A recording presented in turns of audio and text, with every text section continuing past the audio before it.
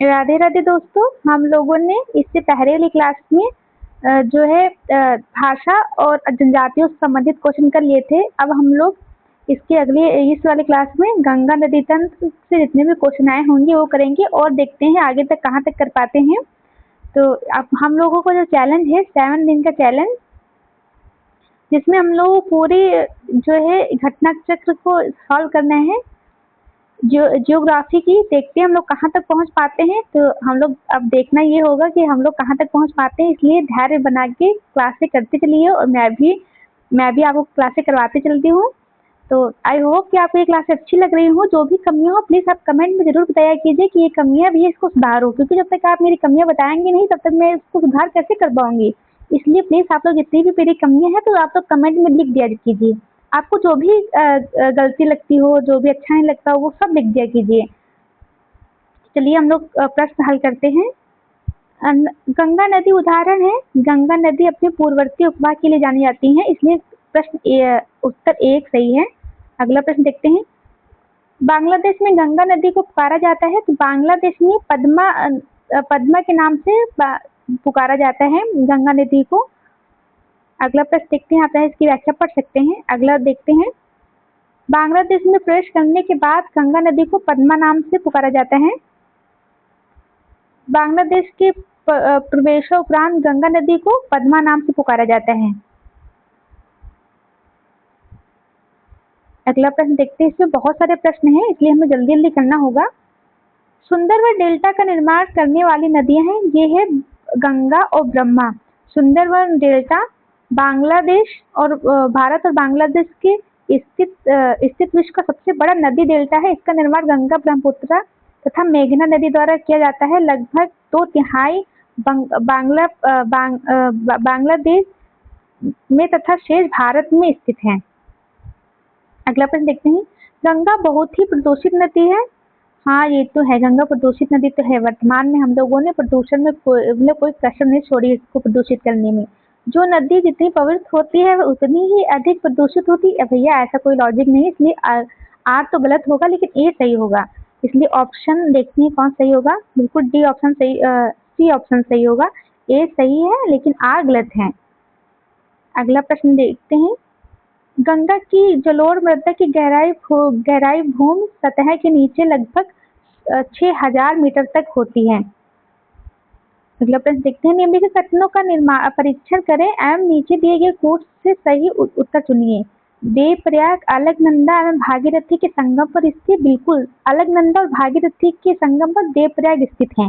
रुद्रप्रयाग अलकनंदा और मंदाकिनी नदी के में स्थित है और अलकनंदा नदी भागीरथी से बहती है। बिल्कुल, अलकनंदा भागीरथी जो जिला है उससे होते हुए बहती है। केदारनाथ आदि शंकराचार्य द्वारा स्थापित सबसे बड़ा मठ है। नहीं, केदारनाथ है जोशी मठ है, जहाँ बद्रीनाथ जोशी मठ है ना, ये आदि शंकराचार्य द्वारा स्थापित सबसे बड़ा मठ है, सबसे बड़ी पीठ है। इसलिए इसका 4 ऑप्शन गलत होना चाहिए, बाकी 1, 2, 3 जो है ये सही होंगे। देखते हैं। ए ऑप्शन सही है। बिल्कुल 1, 2, 3 सही है, बाकी चौथा ऑप्शन गलत है। देखते हैं क्यों। देखिए, आदि शंकराचार्य द्वारा स्थापित 4 पीठ में से एक जोशीमठ बद्रीनाथ में स्थापित है, ना कि केदारनाथ में। अगला प्रश्न देखते हैं। स्थल और नदियों का संगम देखते हैं।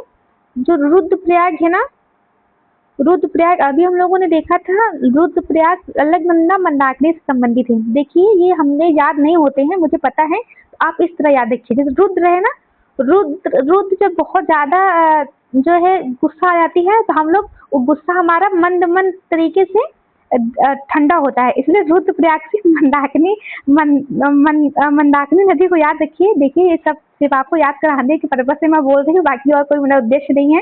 और नंद प्रयाग जो है ना, नंद प्रयाग ये स्थित है भागीरथी और अलकनंदा नहीं, देव प्रयाग जो है ये भागीरथी और अलकनंदा से मिलती है। जो नंद प्रयाग है, नंद प्रयाग जो है मंदाकिनी नदी और अलकनंदा से मिलती है। सिर्फ नंद प्रयाग का तो ऑप्शन ही नहीं है, ये गलत है। और जो कर्ण प्रयाग है ये अलकनंदा और पिंडारी से मिलती है। देखिए, मैंने तो इसको कर्ण प्रयाग को इस तरह याद रखा हुआ है। कर्ण जो महाभारत से संबंधित है वो उनका पिंडारी, मतलब कि पिंडारी मतलब वो जो मैंने याद रखा है सिर्फ, कर्ण को मैंने पिंडारी से जोड़ दिया है। बाकी देवप्रयाग को भागीरथी और रुद्रप्रयाग को अलकनंदा और मंदाकिनी संबंधित है। और जो नंद प्रयाग है ना, ये मंदाकिनी नहीं है, ये अलकनंदा और नंदाकिनी नदी है। अलकनंदा नंदाकिनी नदी यहाँ कहीं लिखा होगा। अलकनंदा और नंदाकिनी नदियों के संगम पर है नंद प्रयाग। अगला प्रश्न देखते हैं। देखिए, ये देखिए, नंद प्रयाग अलकनंदा और नंदाकिनी नदी के संगम स्थल पर है। अगला प्रश्न देखते हैं। देवप्रयाग और रुद्रप्रयाग और आगे भी होगा।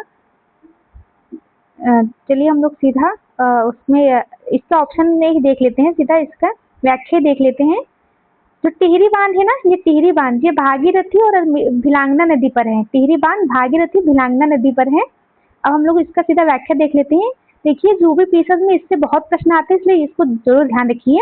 जो देवप्रयाग है अलकनंदा और भागीरथी पे है। रुद्रप्रयाग मंदाकिनी नदी है। आपको मंद मंद रुद्र जो गुस्सा है मंद मंद कम होता है। कर्णप्रयाग को पिंडारी नदी से याद रखिए। और टिहरी भागीरथी और भिलांगना नदी पर है। अगला प्रश्न देखते हैं। देवप्रयाग अलकनंदा और भागीरथी के नदी पर संगम पर है। निम्नलिखित में से अलकनंदा और भागीरथी के संगम पर देवप्रयाग है। अगला प्रश्न जल्दी करते हैं, ये तो देख लिया था। पूर्वी धौली गंगा सहायक नदी है। जो पूर्वी धौली गंगा जो है ना, ये काली नदी की सहायक नदी है। काली नदी नेपाल और अपने भारत की सीमा पर है। पूर्वी धौली गंगा नदी काली नदी की सहायक नदी है। काली नदी लीपू लेक दर्रे के पास काला पानी से निकलती है। इसकी प्रमुख सहायक नदियों में से गौरी, कुटी, सरयू और कोलावती, लदिया आदि हैं। अगला प्रश्न देखते हैं। निम्नलिखित स्थानों में से कहाँ पर भागीरथी एवं अलकनंदा नदी मिलती है। भागीरथी अलकनंदा तो देवप्रयाग में मिलती हैं, हम लोगों ने भी देखा है। देखिए, आप लोग जो भागीरथी को इस तरह याद रखिए, जिसके पास भाग्य होता है वही तो मतलब भगवान के दर्शन करते हैं, इसलिए आप भाग्य से देवप्रयाग याद रखिए। देखिए, सिर्फ ये याद रखने के तरीके हैं, तो आप लोग याद प्लीज रखिए ऐसे ही। निम्नलिखित में तो और कोई तरीका हो तो आप उसको भी याद कर सकते हैं। निम्नलिखित में से किस स्थान में अलकनंदा एवं भागीरथी नदी मिलती है। तो भागीरथी से देवप्रयाग। अगला देखते हैं। निम्नलिखित में से किस स्थान पर अलकनंदा और भागीरथी का संगम है। देखिए, ये भी है देवप्रयाग की। कितनी बार प्रश्न पूछा गया है, इसलिए ये इंपॉर्टेंट है, याद कर लीजिएगा। निम्नलिखित नगरों में अलकनंदा और भागीरथी कहाँ मिलकर गंगा नदी बनाती हैं। तो ये शायद हरिद्वार में ही मिलती है। देख लेते हैं, पहले एक बार कंफर्म कर लेते हैं, क्योंकि वैसे मुझे याद नहीं आ रहा है, इसलिए देख लेते हैं। गलत बताने से अच्छा है कि देख लो। देवप्रयाग अभी हम लोगों ने कितनी बार देखा, फिर से स्किप कर गया, देवप्रयाग है। अगला प्रश्न देखते हैं। उस नदी का नाम बताइए जो केदारनाथ से रुद्रप्रयाग के मध्य बहती है। तो वे है मंदाकिनी रुद्रप्रयाग से संबंधित है। अलकनंदा और मंदाकिनी रुद्रप्रयाग से बहती हैं। निम्नलिखित में से किस नदी के तट पर बद्रीनाथ का प्रसिद्ध मंदिर स्थित है। बद्रीनाथ का प्रसिद्ध मंदिर अलकनंदा नदी पर है। बद्रीनाथ का प्रसिद्ध मंदिर अलकनंदा नदी पर है। अगला प्रश्न देखते हैं। भारत की सबसे बड़ी वाह नदी है। तो ये है गंगा। 2525 किलोमीटर है। उसके बाद गंगा के बाद गोदावरी आती है। गोदावरी के बाद नर्मदा, और नर्मदा के बाद कृष्णा भी है। गोदावरी के पास कृष्णा भी है, लेकिन अभी हम लोग देखेंगे उसको। और महानदी, इस चारों को याद रखिए। गोदावरी का लगभग 400 है, नर्मदा को 1300 और महानदी 800, लेकिन गंगा 2500 किलोमीटर में बहती है। लगभग में याद रखिए। भारत की सबसे लंबी नदी गंगा है। गंगा भारत की सबसे लंबी नदी है। अगला प्रश्न देखते हैं। भागीरथी नदी निकलती है। भागीरथी नदी गोमुख से निकलती है। ये देखिए, भागीरथी गोमुख से लगभग 18 किलोमीटर दूर शिवलिंग शिखर के नीचे गंगोत्री हिमनद के गोमुख से निकलती है। गंगा नदी की एकमात्र सहायक नदी जिसका उद्गम मैदान में होता है, तो ये है गोमती नदी। गोमती नदी है जिसका जो उद्गम मैदान से होता है। गोमती नदी का उद्गम स्थल है गोमत ताल। गोमत ताल जो है फुलहर झील जिला पीलीभीत उत्तर प्रदेश में। यह गंगा की सहायक नदी है। इसका जो क्षेत्र है उत्तर प्रदेश मैदानी एरिया है ना, वहां से होते हैं, गोमत ताल से। अगला प्रश्न देखते हैं, पश्चिम से पूरब की ओर, देखिए पश्चिम से पूरब की ओर प्रयागराज में अनुप्रवाह में गंगा से मिलने वाली हिमालय की नदियों के संदर्भ में देखना है। पश्चिम से पूरब की ओर, तो पश्चिम में है, पश्चिम में सबसे ज्यादा गोमती है, सबसे पहले गोमती है। कोसी सबसे बाद में है। बिहार तो पूरब में है ना, तो बिहार सबसे बाद में, इसको कोसी को ही बिहार का शोक भी कहा जाता है। बाकी पहले गोमती आएगी, फिर घाघरा, फिर गंडक, फिर कोसी। इसलिए बी ऑप्शन सही होगा। 2024 में प्री में पूछा गया था। नदियों से प्रश्न पूछे जाते हैं, प्लीज आप लोग लगा के जाइएगा प्रश्न।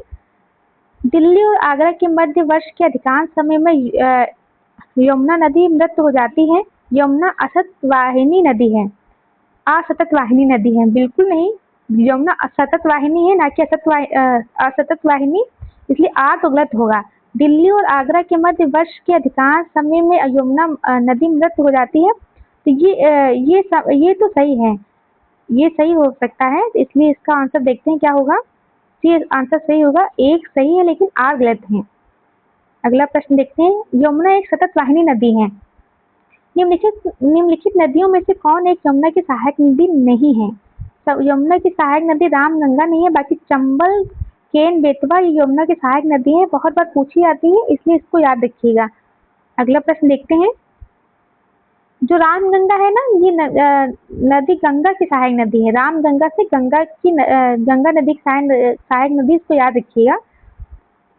अगला प्रश्न देखते हैं, यमुना नदी का उद्गम स्थल बंदरपूछ है। यमुना नदी का उद्गम स्थल बंदरपूछ है। यमुनोत्री हिमनद से बंदरपुर शिखर के पास से उद्गमित होती है। अगला प्रश्न देखते हैं, इसमें यमुना नदी की सहायक नदियों पर विचार करना है जो पश्चिम से पूरब की ओर हो। पश्चिम से पूरब की ओर है, तो सबसे पश्चिम में चंबल है। चंबल के बाद सिंध है। सिंध के बाद है बेतवा। बेतवा के बाद केन है। सबसे पश्चिम में पहले चंबल आएगी, ये पश्चिम में है, फिर आएगी सिंध, ये रही सिंध, फिर ये रही बेतवा, फिर ये रही केन। केन सबसे बाहर में है, याद रखिए। ये रही हमारी यमुना नदी, ये चंबल, सिंध, बेतवा, केन। देखिए थोड़ा बहुत ऐसे याद कर लीजिए।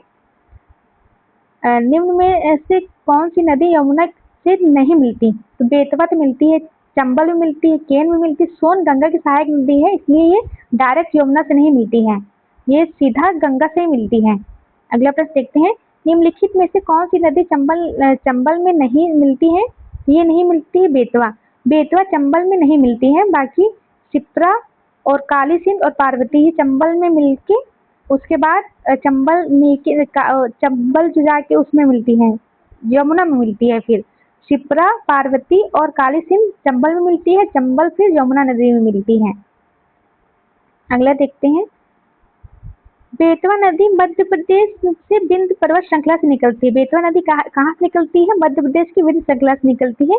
उत्तर प्रदेश के हमीरपुर जिले से में यमुना नदी से मिल जाती है। ये डायरेक्ट जो है यमुना नदी से मिलती है, ना कि चंबल नदी से। शेष नदियां चंबल से मिलती हैं। बेतवा नदी निकलती है विंध्यन पहाड़ियों से। बेतवा नदी गंगा की सहायक नदी है। बेतवा नदी यमुना की सहायक नदी है। बेतवा नदी यमुना की सहायक नदी है और यमुना से ये गंगा में मिलती है। इनमें से गंगा की सहायक नदी कौन सी है। सहायक नदी उत्तर वाहिनी है। उत्तर वाहिनी है, इसमें सोन नदी उत्तर वाहिनी है। सोन नदी दाहिने तट की नदी है, मुख्य सहायक नदी है। अगला देखते हैं, देखिए सोन नदी जो है ना, ये उत्तर की ओर बहती है। ये सोन नदी इधर, जैसे ये गंगा बह रही है, सोन नदी इधर से जाती है, तो ये दक्षिण से उत्तर की ओर बहती है। ये गंगा की सहायक नदी, इसलिए इसमें उत्तर वाहिनी बोला था प्रश्न में। अगला प्रश्न देखते हैं, सोन नदी का उत्पत्ति स्थल अमरकंटक कहाँ स्थित है। अमरकंटक स्थित है मैकास श्रेणियों में। सोन नदी कहाँ से उद्गमित होती है, अमरकंटक से।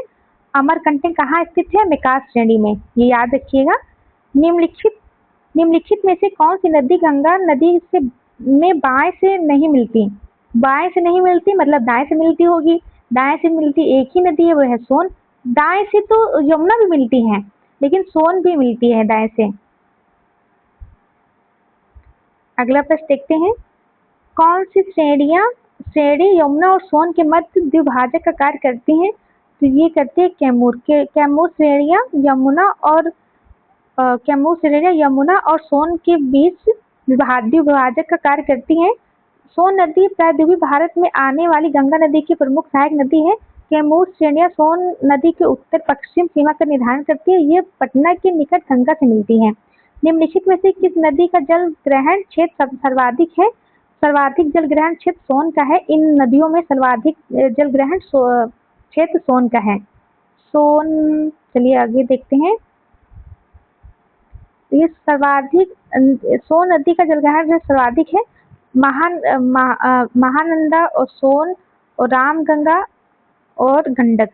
गंडक नदी का दूसरा नाम है, गंडक नदी का दूसरा नाम नारायणी है। गंडक नदी के वैसे काफी सारे नाम हैं। काली या कृष्णा गंडक भी कहते हैं। देखिए पूरा प्रश्न पढ़ लेते हैं, ऐसे आपको समझ नहीं आएगा।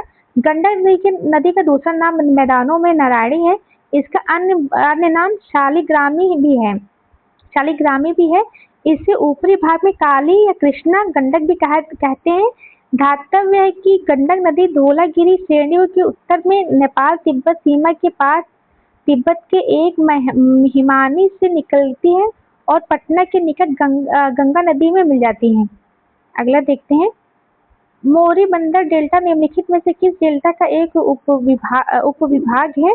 तो ये है बंगाल डेल्टा का है। आप चाहे तो इसको पढ़ सकते हैं। अब इसको रोक के प्लीज पढ़ लीजिएगा, आगे हम लोग बढ़ते क्योंकि बहुत लंबी वीडियो हो जाएगी, इसलिए मैं पढ़ नहीं पा रही हूँ। निम्नलिखित में से गंगा नदी घाटी का भाग कौन सी उपनदी है? तो गंगा नदी घाटी का भाग उत्तरी कोयल भी हो और बराकर भी है, ये दोनों है, इसलिए उपरोक्त में से एक से ज्यादा होगा। अगला प्रश्न देखते हैं। चलिए हम लोग देख लेते हैं। जो बराक नदी है ना, ये दामोदर नदी की मुख्य सहायक नदी है, जो झारखंड के कोडरम पठार से निकलकर हजारीबाग से होते हुए दामोदर में मिलती है। दामोदर निचली गंगा बेसिन में हुगली नदी से मिलती है और दामोदर नदी बेसिन गंगा नदी बेसिन का उप बेसिन है।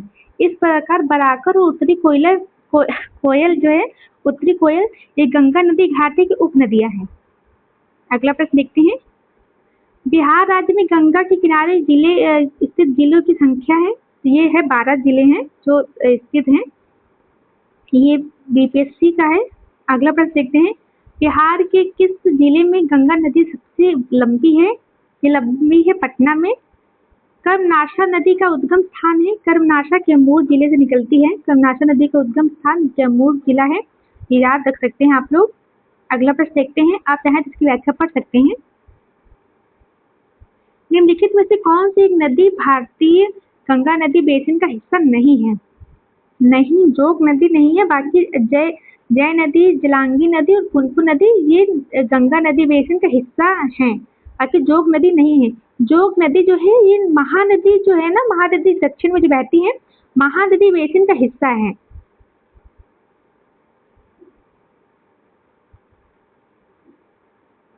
अगला प्रश्न देखते हैं, निम्नलिखित में से कौन सी नदी उत्तर प्रदेश राज्य से प्रवाहित नहीं होती है?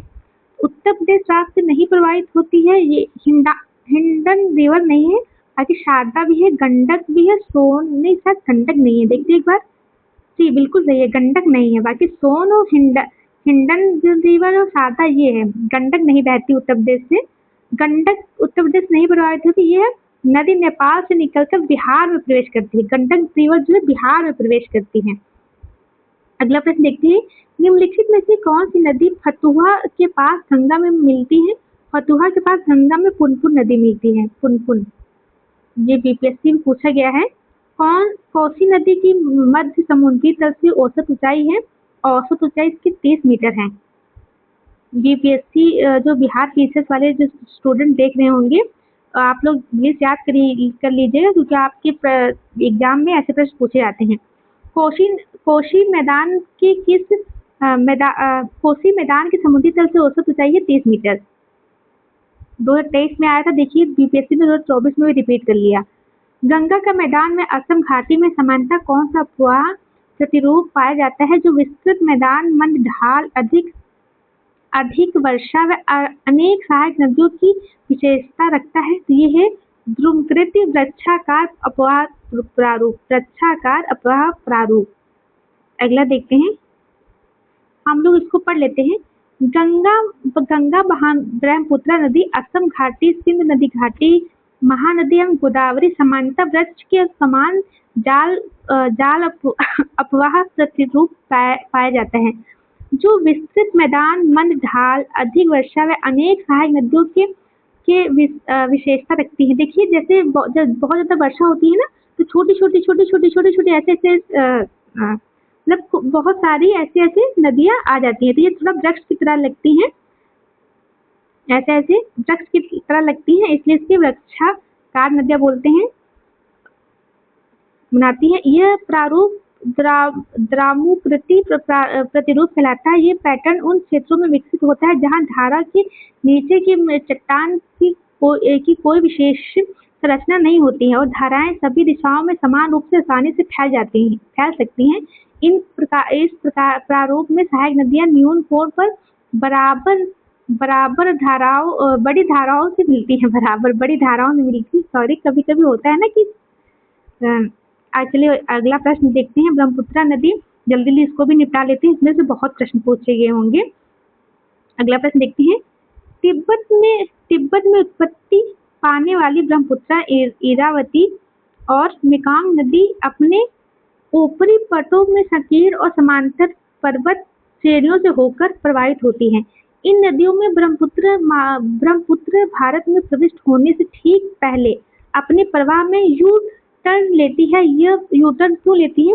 क्योंकि जो हिमालय का सेंडेक्सर जो ये है ऐसे जो अक्ष संघीय जो झुकाव है ना, इसकी वजह से जो ब्रह्मपुत्र नदी यहाँ से निकलती है और ऐसे मुड़ के ऐसे अरुणाचल प्रदेश में प्रवेश करती है। तो इसका भी ऑप्शन सही होगा।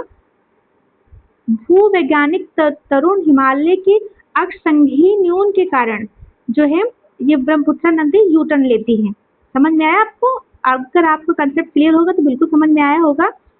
ये याद रखिएगा, ये IAS प्री में जरूर पूछा गया होगा, क्योंकि ऐसा प्रश्न वही पूछते हैं। तो बिल्कुल ही IAS प्री में ही पूछा गया था, तो बी ऑप्शन ही सही था। आप चलिए इसका हम लोग व्याख्या पढ़ लेते हैं जिससे आपको अच्छे समझ में आ जाए। तिब्बत में उत्पत्ति पाने वाली ब्रह्मपुत्र, इरावती और मेकंग नदी अपने ऊपरी पटों में संकीर्ण और समानांतर पर्वत श्रेणी से होकर प्रवाहित होती है। ब्रह्मपुत्र नदी भारत में प्रवेश से पूर्व एक यू टर्न लेती है। यू टर्न भूवैज्ञानिक तरुण हिमालय के अक्ष संघीय जो ऐसे झुकाव है ना, देखिए हिमालय अपना ऐसे बना हुआ है, ऐसे झुक गया है, ये झुकाव है ना, इसी को अक्ष संघीय झुकाव बोलते हैं। ये इधर से जो ब्रह्मपुत्र नदी है, तो यहाँ से निकल के तिब्बत चीन से यहाँ ऐसे आती है, अरुणाचल प्रदेश में प्रवेश करती है। भारत में जंगबो नदी के किस नाम से जाना जाता है? ब्रह्मपुत्र नदी। ये यार्लुंग जंगबो नदी है ना, इसको ब्रह्मपुत्र नदी के नाम से जाना जाता है। अगला प्रश्न देखते हैं। तिब्बत में मानसरोवर झील के पास किस नदी का स्रोत है? तो ये है, इसमें से ब्रह्मपुत्र भी है, सिंधु भी है और सतलज भी है। ब्रह्मपुत्र, सिंधु, सतलज ये उपयुक्त सभी होगा। ये मानसरोवर से निकली हुई है। निम्नलिखित नदियों पर विचार कीजिए। निम्नलिखित में अरुणाचल प्रदेश से प्रवाहित होती हैं। तो अरुणाचल प्रदेश में लोहित और सुबनसिरी जो अरुणाचल प्रदेश में प्रवाहित होती है, इसमें बी ऑप्शन सही होगी। जो बराक नदी है ना, ये अरुणाचल प्रदेश में नहीं, बराक नदी मणिपुर पहाड़ियों से निकलकर मणिपुर नागालैंड के मध्य सीमा बनाकर असम में बहते हुए बांग्लादेश में प्रवेश करती है। बराक नदी अरुणाचल प्रदेश में नहीं बहती, ये मणिपुर और नागालैंड और असम में बहती है और बांग्लादेश में प्रवेश कर जाती है। मानस नदी किस नदी की उपनदी है? मानस नदी ब्रह्मपुत्र की उपनदी है। मैं इन शॉर्ट वीडियो में जितनी भी नदियां हैं ना, उसका जो है 3D जो है इमेज जो है मैं डाल दूंगी, उससे आपको पूरी नदियां आप लोग देख लीजिएगा एक शॉर्ट में कि कौन सी नदी कहाँ से प्रवाहित होती है, क्योंकि जब हम लोग मैप देखते हैं ना तो हमें ज़्यादा याद होता है। ब्रह्मपुत्र नदी तिब्बत में किस नाम से जानी जाती है? तिब्बत में ब्रह्मपुत्र को सांगपो कहते हैं। तिब्बत में ब्रह्मपुत्र को सांगपो नाम से जाना जाते हैं। ब्रह्मपुत्र तिब्बत का बहाव क्षेत्र है। ब्रह्मपुत्र नदी का बहाव क्षेत्र है तिब्बत बांग्लादेश भारत। तिब्बत बांग्लादेश भारत। अगला प्रश्न देखते हैं, दुनिया का सबसे बड़ा नदी द्वीप कौन बनाता है? सबसे बड़ा नदी द्वीप मांजुली द्वीप है जो ब्रह्मपुत्र बनाती है। देखिए, ये देखिए, मांजुली असम में ब्रह्मपुत्र नदी में स्थित विश्व का सबसे बड़ा नदी द्वीप है, जिसे गिनीज वर्ल्ड रिकॉर्ड में विश्व के सबसे बड़े नदी द्वीप के रूप में मांजुली का नाम दर्ज है। किस नदी पर विश्व का सबसे बड़ा नदी द्वीप है? किस नदी पर विश्व का सबसे बड़ा नदी द्वीप है? ये सबसे बड़ा नदी द्वीप विश्व का सबसे बड़ा नदी द्वीप ब्रह्मपुत्र नदी पर है। लेकिन बिल्कुल ब्रह्मपुत्र नदी पर है। मांजुली विश्व का सबसे बड़ा आबादी द्वीप नदी है। इसका निर्माण किसके द्वारा हुआ है? ये ब्रह्मपुत्र नदी द्वारा हुआ है। इसमें लेकिन देखिए, इसमें गलत ऑप्शन दिया हुआ है, इसमें नर्मदा दिया हुआ है, लेकिन मांजुली द्वीप तभी हम लोगों ने देखा ये ब्रह्मपुत्र नदी द्वारा हुआ है। अगला प्रश्न देखते हैं, जो गलत है, आप लोग चाहे क्रॉस चेक कर सकते हैं।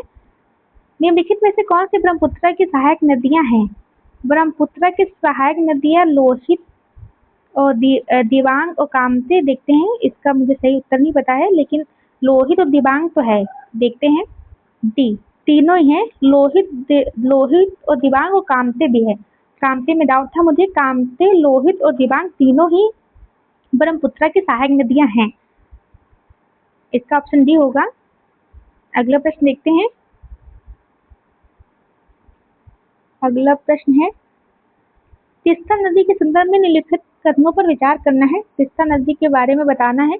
तीस्ता नदी का उद्गम वही है जो ब्रह्मपुत्र का है, लेकिन यह सिक्किम से होकर बहती है? नहीं, बिल्कुल नहीं। तीस्ता नदी जहाँ ब्रह्मपुत्र जहाँ से निकलती है वहाँ पर सतलज था, और सिंध और ब्रह्मपुत्र एक जगह से निकलती है, न कि यहाँ से तिब्बत से निकलती है।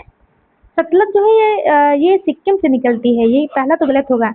रिंगित नदी की उत्पत्ति सिक्किम में होती है और यह तीस्ता नदी की सहायक नदी है। बिल्कुल, जो रिंगित नदी है तीस्ता नदी की सहायक नदी है और सिक्किम से में उत्पत्ति होती है, ये सही है। तीस्ता नदी भारत एवं बांग्लादेश की सीमा पर बंगाल की खाड़ी में जा मिलती है, तो ये डाउट लग रहा है। बाकी दो तो सही है। देखते हैं, इसका ऑप्शन बी, केवल दो ही सही है, दो सही है। अब देख लेते हैं, इसकी व्याख्या पढ़ लेते हैं और तब हमें समझ में आएगा ज्यादा। तीस्ता नदी का उद्गम स्थल सिक्किम तथा गांगचुंगछो हिमनदी झील से छोंगमो-छू नदी के रूप में लगभग में 6000 मीटर की ऊंचाई में हुआ है। ब्रह्मपुत्र नदी का उद्गम स्थल तिब्बत में आंगसी हिमनद से हुआ है। इस प्रकार A1 गलत है। रिंगन नदी का उद्गम स्थल सिक्किम में है। यह नदी तीस्ता की सहायक नदी है, इसलिए दो सही था। तीस्ता नदी ब्रह्मपुत्र की सहायक नदी है। तीस्ता नदी भारत के सिक्किम और पश्चिम बंगाल में होते हुए बांग्लादेश में ब्रह्मपुत्र से मिलती हुए बंगाल की खाड़ी में गिरती है। तो ये जो है तीस्ता नदी है, पहले ब्रह्मपुत्र में मिलती है, उसके बाद बंगाल की खाड़ी में मिलती है। अगला प्रश्न देखते हैं, निम्नलिखित नदियों में से किनके स्रोत बिंदु लगभग एक समान है? तो सिंधु, ब्रह्मपुत्र और सतलज का एक समान ही है। अगला प्रश्न देखते हैं, जल्दी देखते हैं प्रश्न। हम लोग जितनी जल्दी प्रश्न कर लेंगे ना, उतना ही अच्छा रहेगा। ये देखिए, ब्रह्मपुत्र नदी का उद्गम तिब्बत के पठार के निकट आंगसी ग्लेशियर, ये याद रखिए, आंगसी ग्लेशियर से होता है, जबकि सिंध नदी का उद्गम तिब्बत के पठार के निकट मानसरोवर झील से होता है। सिंधु का मानसरोवर झील से होता है तथा इन दोनों का स्रोत बिंदु तिब्बत का पठार है, एक ही है। और जो सतलज है ना, वो भी तिब्बत के पठार से निकलती है। तीस्ता नदी गंगा की सहायक नदी थी, आजकल वह ब्रह्मपुत्र की सहायक नदी है, ये बात सही है। नदी ये पहले गंगा की सहायक नदी थी, लेकिन बाढ़ आने के कारण इसका मार्ग परिवर्तित हो गया और ये ब्रह्मपुत्र की सहायक नदी हो गई। तो इसका बाकी आर ऑप्शन देखते हैं। नदी अपहरण हिमालय की नदियों का एक प्रमुख गुण है। ये गुण तो है, आर और दो दोनों सही होना चाहिए, लेकिन इसकी व्याख्या नहीं करता है ये, इसलिए देखते हैं कौन सा आंसर सही होगा। बी ऑप्शन सही है। अब चलिए ये आप इसकी व्याख्या पढ़ लीजिएगा। अब हम लोग अगला देखते हैं, दक्षिण भारत की नदियाँ देखते हैं। इसमें से बहुत सारे प्रश्न आए होंगे, इसको हम लोग जल्दी जल्दी याद करते हैं। देखिए थोड़ा बहुत आप देख लीजिए। ये कावेरी और वेंगई नदी इधर है, ये है पेन्नार, ये भी पेन्नार है, ये इरावती है, गोदावरी है, और इधर ये ताप्ती, नर्मदा, ये वर्धा है, ये पेन गंगा है, और ये मंजरा, ये कृष्णा नदी है, ये तुंगभद्रा नदी है, ये महानदी है, और ये स्वर्ण रेखा है। ये पता नहीं कौन सी नदी है, दिखाई नहीं दे रहा है इसमें। और ये रही दामोदर नदी। और ये जो नीचे से जा रही है ना, ये सोन नदी है, जो गंगा की सहायक नदी थी, ये सोन नदी है। ये देखिए चंबल, सिंध और बेतवा।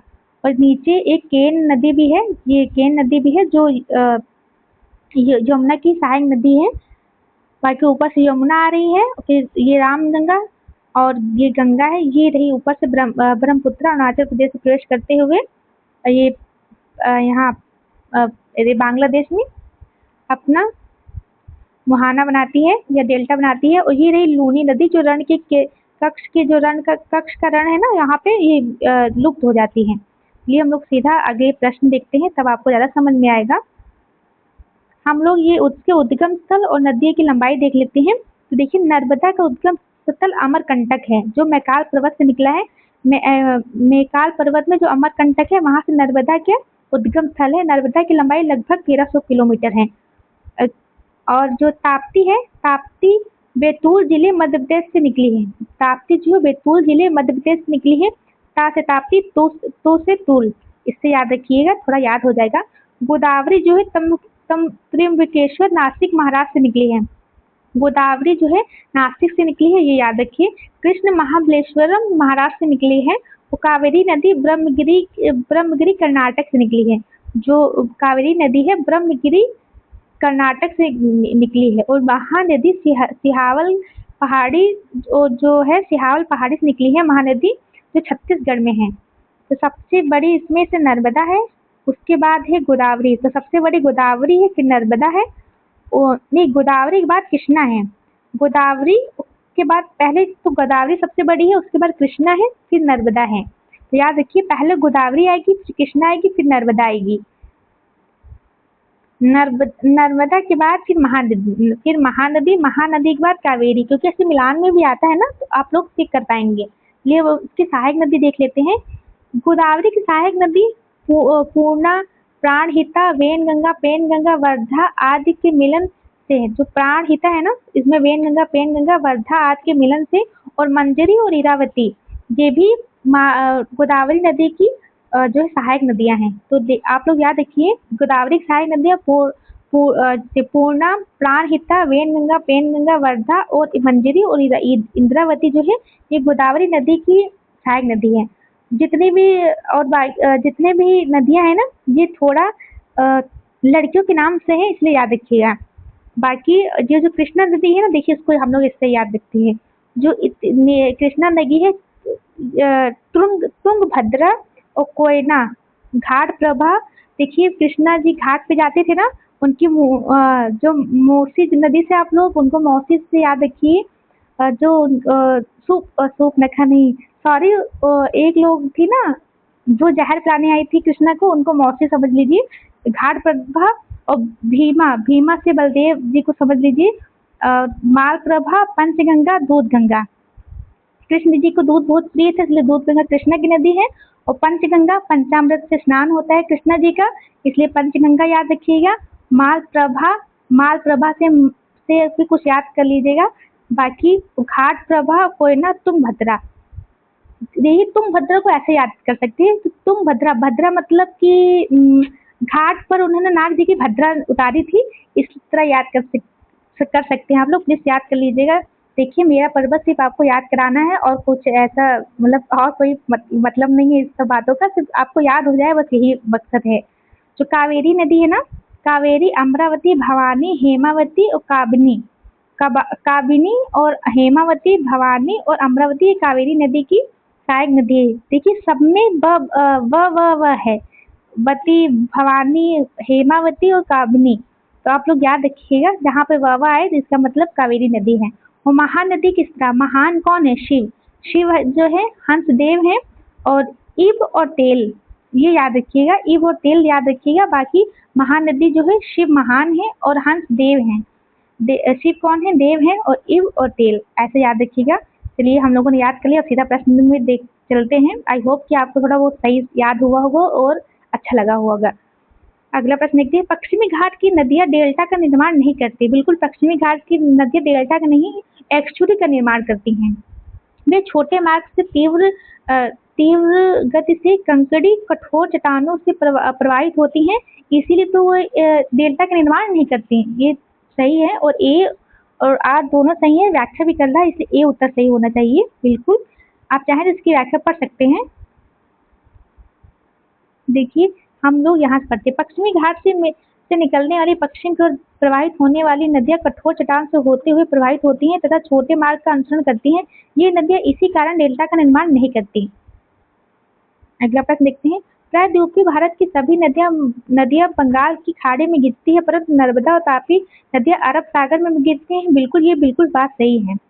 नर्मदा और ताप्ती भ्रंश घाटी से होकर बहती हैं, तभी तो ये इधर बंगाल के अरब सागर में गिरती हैं। तो ए और आर दोनों सही हैं और इसकी ए व्याख्या भी कर रहा है, इसलिए ए सही होगा, उत्तर सही होगा। अगला प्रश्न देखते हैं, नर्मदा नदी पश्चिम की ओर बहती है जबकि अधिकांश अन्य प्रायद्वीपीय बड़ी नदियां पूरब की ओर बहती हैं। ऐसा क्यों? क्योंकि ये जो है ये एक रिफ्ट घाटी से बहती हैं, ये एक रेखीय रिफ्ट घाटी से बहती हैं, इसलिए पहला ऑप्शन सही है। ये विंध्य और सतपुड़ा के बीच में बहती हैं, ये भी सही है। मुख्य भूमि का मध्य भाग पश्चिम की ओर है, नहीं ऐसा नहीं है, ये तो पूरब की ओर है, इसका ढलान जो पूरब की ओर है, इसलिए ये गलत है। बाकी इसका कारण है रिफ्ट घाटी, और सतपुड़ा और विंध्य के बीच में जो रिफ्ट घाटी है ना, इसके कारण जो है ये अरब सागर में गिरती हैं, इसलिए इसका केवल आंसर 1 और 2 होना चाहिए, जो ऑप्शन में नहीं है इसलिए स्टार लगा हुआ है। अगला प्रश्न देखते हैं, आप चाहे तो इसकी व्याख्या भी पढ़ सकते हैं। नर्मदा घाटी किन पर्वत श्रृंखलाओं के बीच स्थित है? सतपुड़ा और विंध्याचल पर्वत श्रृंखला के बीच में। इन पश्चिमी वाहिनियों नदियों में से कौन दो पर्वत श्रेणियों के बीच बहती हैं? ये है नर्मदा, विंध्य और सतपुड़ा पर्वत श्रृंखला। नर्मदा अपने मुहाने पर डेल्टा का निर्माण करती है? बिल्कुल नहीं भाई, ये तो एक्चुअली का निर्माण करती है, इसलिए ए तो गलत होगा। ये एक ब्रज घाटी है, बिल्कुल ये सही है, आर सही है, इसलिए डी ऑप्शन होगा। ए गलत लेकिन आर सही। आप चाहे इसको रोक के इसका जो है वो पढ़ सकते हैं। अगला प्रश्न देखते हैं, कौन सी नदी रिफ्ट घाटी का भ्रंश दौड़ने से होकर बहती है? तो ये है नर्मदा। नर्मदा और तापी दो नदियां याद रखिएगा। नर्मदा घाटी उदाहरण है, ये भ्रंश घाटी का उदाहरण है। नर्मदा घाटी भ्रंश घाटी का उदाहरण है। निम्नलिखित में से कौन एक नदी घाटी का गोदावरी डेल्टा का निर्माण नहीं करती? नदी घाटी डेल्टा का निर्माण नहीं करती, वह है नर्मदा। बाकी ये जो पश्चिमी घाट की नहीं पूर्वी घाट की जो नदियां है ना, ये डेल्टा का निर्माण करती हैं, जो बंगाल की खाड़ी में गिरती हैं। निम्नलिखित नदियों में से कौन सी एक अन्य से अलग है? तो तुंगभद्रा, पेनगंगा और महानदी, ये तो एक जैसी है, क्योंकि बाकी नर्मदा जो नर्मदा है ना, ये इधर अरब सागर में गिरती हैं। अगला बाकी ये जो है ये बंगाल की खाड़ी में गिरती हैं। निम्नलिखित में से कौन सा लक्षण नर्मदा नदी के लिए उपयुक्त है? तो ये है संरचनात्मक मूल्य। अगला प्रश्न देखते हैं, निम्नलिखित में से कौन सी नदी डेल्टा नहीं बनाती है? तो ताप्ती और नर्मदा दोनों ही डेल्टा नहीं बनाती है, बाकी गंगा और स्वर्णरेखा ये डेल्टा बनाती हैं, इसलिए इसमें स्टार लगा हुआ है। आप चाहे तो इसकी व्याख्या देख लीजिए। जो तापी और नर्मदा है ना, ये एक्चुअली का निर्माण करती हैं। अधोलिखित में से कौन सी नदी भ्रंश घाटी में प्रवाहित होती है? तापी, इसमें तापी है, नर्मदा नहीं है, बाकी तापी और नर्मदा दोनों हैं। जो तापी नदी है ना, ये बैतूल जिले के सतपुड़ा की पहाड़ियों से निकलती है, मध्य प्रदेश से। जो तापी नदी है, मध्य प्रदेश से बैतूल जिले के सतपुड़ा पहाड़ी से निकलती है, ये भी बहुत बार पूछ लिया जाता है। निम्नलिखित में से कौन सी नदी भ्रंश घाटी से होकर प्रवाहित होती है? तापी नदी। निम्नलिखित में से कौन सी नदी बंगाल की खाड़ी में नहीं गिरती है? तो कृष्णा गिरती है, गोदावरी भी गिरती है, महानदी गिरती है, लेकिन तापी नहीं गिरती। निम्नलिखित में से कौन सी नदी ब्रज घाटी से होकर प्रवाहित होती है? तो तापी और नर्मदा, नर्मदा दो नदियां हैं जो ब्रज घाटी से प्रवाहित होती हैं। निम्नलिखित में से कौन सा जनपद नर्मदा बेसिन का है? नर्मदा बेसिन का राजनंदगांव जो है ना, ये नर्मदा बेसिन का हिस्सा है। अगला प्रश्न देखते हैं। सोन नदी और महानदी निकलती है। देखिए सोन, इसमें महानदी नहीं होना चाहिए था, सोन और नर्मदा होना चाहिए था। सोन और नर्मदा नदी का उद्गम स्थल अमरकंटक पहाड़ी है, जबकि जो महानदी है ना ये सिहावल से निकलती है। सिहावल पहाड़ियां है ना, वहां से निकलती है, छत्तीसगढ़ से। अमरकंटक में कौन सी नदी का उद्गम होता है? अमरकंटक से होता है, अमरकंटक से अभी नर्मदा, नर्मदा और सोन का अमरकंटक से उद्गम होता है। इसमें सी ऑप्शन होना चाहिए था। नर्मदा नदी का उद्गम स्थल है अमरकंटक है। अगला देखते हैं। सोन नदी का वास्तविक स्रोत है। देखिए इसमें इसमें जो है ना थोड़ा दो ऑप्शन आएंगे इसमें, बिलासपुर जिले और सोन बच्चर राव जो है, इस यहाँ से अगर अगर इसके ये ऑप्शन में ना हो तो अमरकंटक है ना वो भी उत्तर सही होगा, इसलिए सी ऑप्शन सही है इसमें। इसमें बहुत लंबी चौड़ी इसकी व्याख्या दी हुई है, आप चाहे पढ़ सकते हैं, लेकिन मुख्य कारण मैंने बता ही दिया है। इसमें दो राज्यों के बीच में विवाद छिड़ा रहता है, उसको छिड़े रहने दीजिए। जो भी ऑप्शन में हो दो आप लोग लगा दीजिएगा। अगर अमरकंटक वो हो, नहीं तो सोन जो बछड़ा कुछ था वो हो, तो उसमें से लगा दीजिएगा। पश्चिम की ओर प्रवाहित होने वाली नदियां हैं। पश्चिम की ओर नर्मदा और तापी प्रवाहित होती है। नर्मदा है और तापी है, ये ऑप्शन सही होगा। अगला प्रश्न देखते हैं। निम्नलिखित में से कौन सी नदी पश्चिम की ओर प्रभावित होती है? ये होती है नर्मदा। नर्मदा पश्चिम की ओर प्रवाहित होती है। भारत की निम्नलिखित नदियों में से कौन नदी घाटी से नहीं निकलती? तो घाटी से नहीं निकलती, ये है ताप्ती नदी, घाटी से नहीं निकलती हैं। देखते हैं। तापी नदी मध्य प्रदेश के मुल्ताई बैतूल जिले के निकट सतपुड़ा श्रेणी से निकलती हैं तथा अरब सागर में गिरती हैं, जबकि गोदावरी, कावेरी और काबली पश्चिमी घाट से निकलती हैं। पश्चिमी घाट से नहीं निकलती भाई, देखिए पढ़ने में गलती हो गई, फिर से पढ़ते हैं। भारत में निम्नलिखित में से कौन सी पश्चिमी घाट से नहीं निकलती है? तो तापी नदी पश्चिमी घाट से नहीं निकलती है, मध्य प्रदेश से निकलती है। सतपुड़ा पहाड़ी है ना मध्य प्रदेश से, वहां से निकलती है।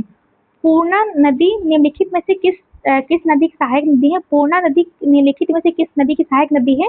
तो ये है ताप्ती की सहायक नदी। पूर्णा नदी ताप्ती की सहायक नदी है। देखिए पूर्णा नदी की अन्य सहायक नदियां जो है वह है मेन, चंद्रप्रभा और वेन। पूर्णा नदी गोदावरी नदी की भी सहायक नदी है। जो पूर्णा नदी है ना ये गोदावरी की भी सहायक नदी है, हम लोगों ने अभी ऊपर देखा था। और ये जो पूर्णा नदी है ना ये अरब सागर में गिरती है।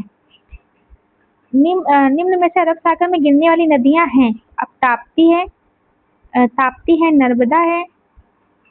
अगला देखते हैं। निम्नलिखित में से कौन सी नदी 3 बार 2 धाराओं की विभक्त हो जाती है और कुछ मील आगे जाकर पुनः मिल जाती है, और इस प्रकार श्रीरंगपट्टनम, शिव समुद्र और श्रीरंग के द्वीप का निर्माण करती है? तो ये है कावेरी नदी। कावेरी नदी के बारे में ये बात हो रही है। अगला प्रश्न देखते हैं। देखिए आईएएस प्री में ऐसे प्रश्न पूछे जाते हैं, आप चाहें तो इसकी व्याख्या पढ़ सकते हैं, लेकिन हम लोग आगे बढ़ते हैं। कावेरी नदी का उद्गम है। कावेरी नदी उद्गम होती है ब्रह्मगिरी पहाड़ियों से। अगला प्रश्न देखते हैं। कावेरी नदी कौन से राज्यों से होकर गुजरती है? ये गुजरती है कर्नाटक, केरला और तमिलनाडु से। अब नदियों का उद्गम स्थल और नदियां मिलानी है, चलिए मिलाते हैं।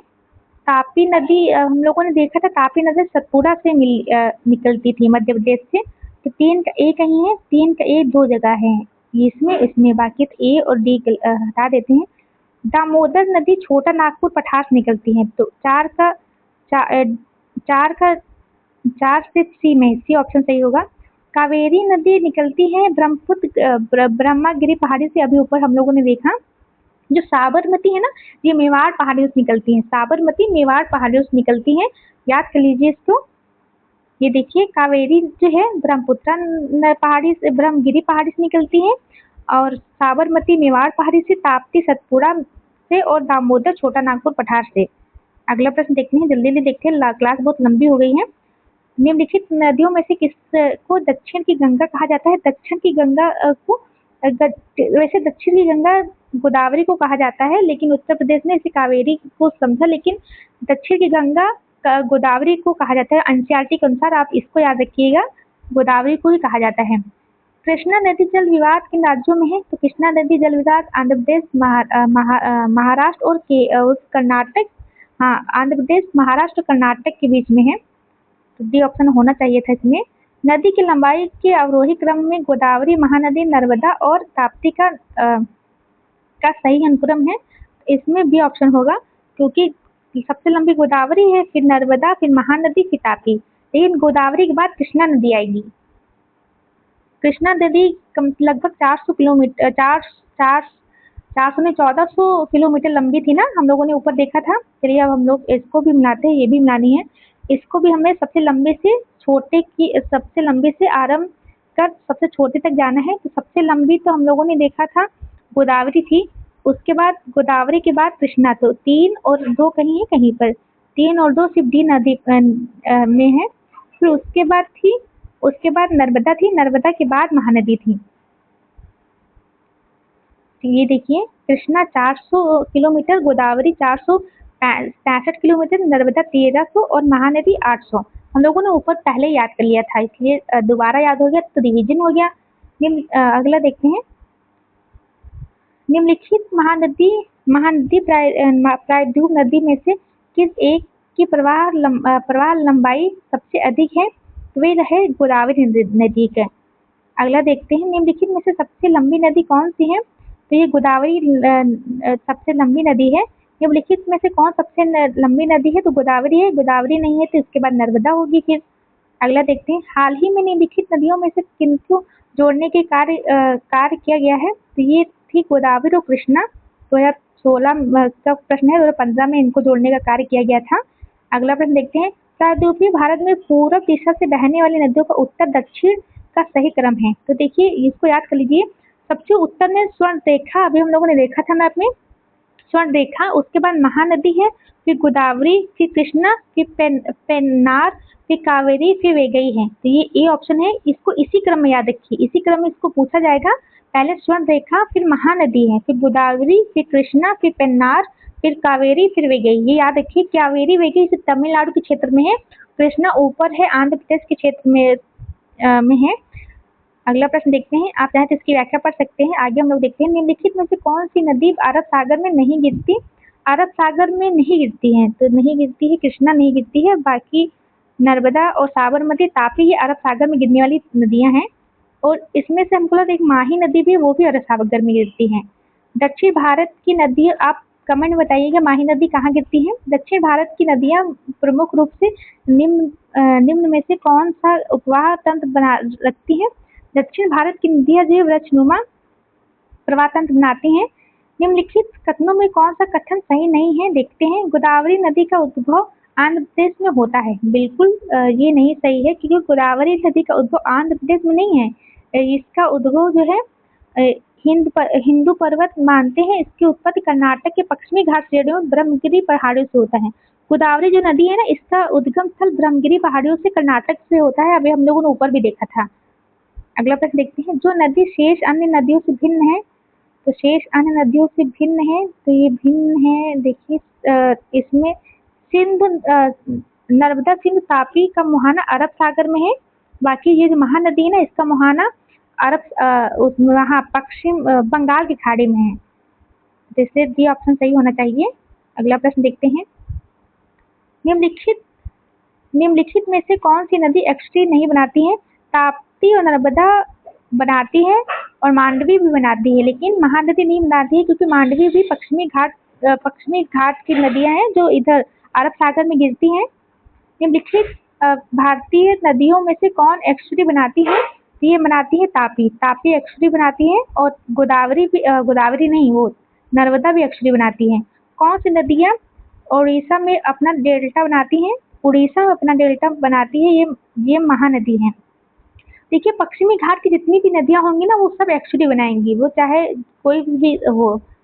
तेल नदी किसकी सहायक नदी है? तभी हम लोग नदी किसकी सहायक नदी है? तो ये सहायक नदी है, महानदी की सहायक नदी है। तो तेल नदी महानदी की सहायक नदी है, इसलिए ये ऑप्शन होगा। तेल नदी महानदी की सहायक नदी है। ये उड़ीसा राज्य की प्रमुख नदी है। महानदी की अन्य सहायक नदियां शिवनाथ, जोग, हंसदेव और एव मान आदि हैं, जो अभी हम लोगों ने ऊपर याद किया था ना। आपको ये क्लास से बहुत फायदा होगा, सिर्फ आप देखते रहिए। निम्नलिखित में से कौन सी नदी महानदी की दाहिनी तटवर्ती सहायक नदी है? महानदी की दाहिनी तरफ से कौन सी नदी है जो उसकी सहायक नदी है? तेल जो है दाहिनी तरफ से मिलती है। बाकी जो शिवनाथ है, हंसदेव और मांडा और इब है ना, ये बाएं तट की सहायक नदियां हैं। अगला प्रश्न देखते हैं, भारत की निम्नलिखित नदियों में से कौन सी नदियों के घाटों में किनमें जल का अभाव है? नीचे दिए गए कोड को सही करना है। तो जो ताप्ती नदी है, ताप्ती नदी और साबरमती में जल का अभाव रहता है। निम्नलिखित में से कौन सी एक स्थान से भारत की दो महत्वपूर्ण नदियों का उद्गम होता है, जिनमें एक उत्तर की तरफ प्रवाहित होकर बंगाल की खाड़ी की तरफ प्रवाहित होकर वाली, और दूसरी जो है महत्वपूर्ण नदी में मिलती है और दूसरी अरब सागर में गिरती है। मतलब एक ऐसी नदी है जिसका स्थान एक है, लेकिन एक अरब सागर में गिरती है और एक यहाँ इधर बंगाल की खाड़ी में गिरती है। वह अमरकंटक से निकलती हैं। वे दोनों ही अमरकंटक से निकलती हैं और वे नदी है सोन और नर्मदा। सोन नदी अमरकंटक से निकलती है और नर्मदा इधर अरब सागर में गिर जाती है और सोन नदी उधर गंगा में मिल जाती है। अगला प्रश्न देखते हैं, केरल में पूर्व की ओर प्रवाहित होने वाली नदियां नहीं है।